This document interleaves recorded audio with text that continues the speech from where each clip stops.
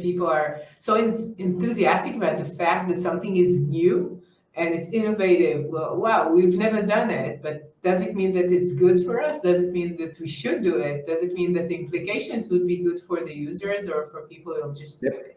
like for society even?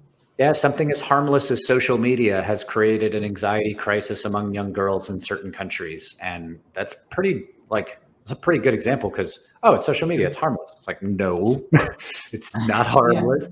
It's quite harmful. yeah. Here's the measurement. And that's just a simple example, never mind, hard tech innovations. What's another good example? Anyway, I'll roll it in my head and Yeah. come back at you later in the I, podcast. when when we have like something which is new, sometimes we use it like misuse it, and afterwards we elaborate it for something else. For example, if I'm not mistaken, the print, the first time they invented the print, they did not use it for news or for scientific journals. It's more for common things like gossip and even porn, I think. That was what it was used at the beginning. So maybe we're just in the beginning of some of these technologies, and then we'll know. I truly hope. I don't know. That makes sense. I mean, look at what we did with the internet. A whole new medium. What do? We filled it with, gossip and porn and whatever else, to the point where most people thought no normal person would ever put their credit card or their real name on the internet. It was this big fear in the 90s. And then was the famous economist, Paul Krugman. He's a Nobel-winning economist. I think he said, when all this is said and done, we'll see that the internet has had as much of an effect on society as the fax machine. It's like, oh my God, no one's ever been more wrong.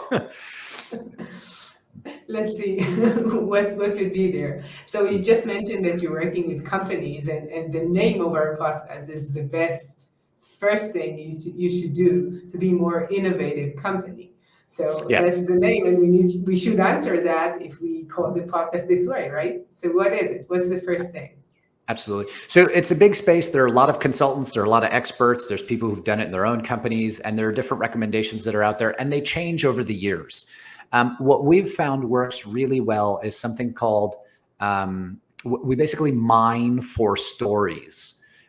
We look for stories inside of the company. This work was pioneered by Ismet Mamnoon, Izzy, on our team. She did really, really beautiful work on this. And so the idea is that inside any organizational culture, there's already a little bit of innovation happening. At least there might be a lot. You don't know really until you look. And what you're looking for are stories about people in the company using their creativity to solve problems.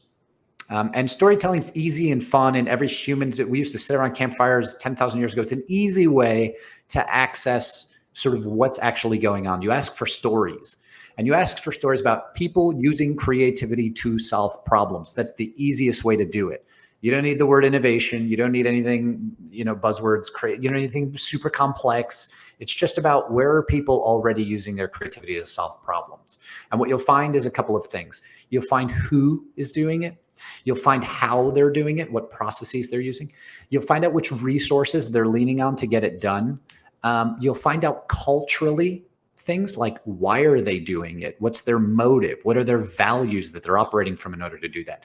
And what you see is a very opaque sketch of what your innovation culture is already like. So before you hire the consultants who know what the innovation, the big cultural organizational change initiatives, before you go investing in some madness like that, just ask for stories. Figure out how people are already doing it in your company. And then look at who, how, look at the resources they use, look at why they do it, and look at the outcomes. Look at the specific outcomes that they're producing by using creativity to solve problems. And you'll see where you're already getting started. This is more of an organic approach, right? You see how you're doing it, and then you grow from there. So that's the best. Could you give us an example for that? Give us a good story. Yeah, sure. Somewhere like AOL, this is from work from a long time ago.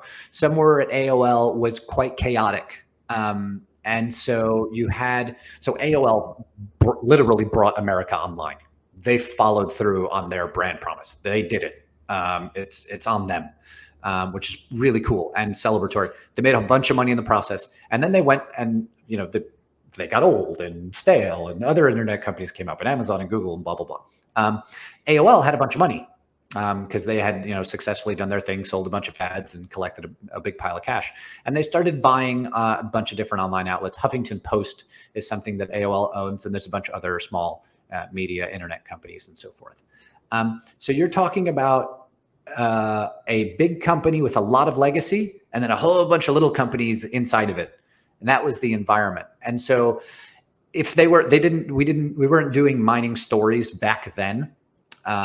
We were doing other things. But if we were to go look at the stories based on the experience I had with the people there, you would have found that there are lots of projects going on in lots of different directions, producing lots of different outcomes. It was quite chaotic. There's good in that chaos, but there's also like, what's the strategy? How does all this come together? Like, they could have easily just spun things out left and right in different directions. It isn't necessarily something that's directable.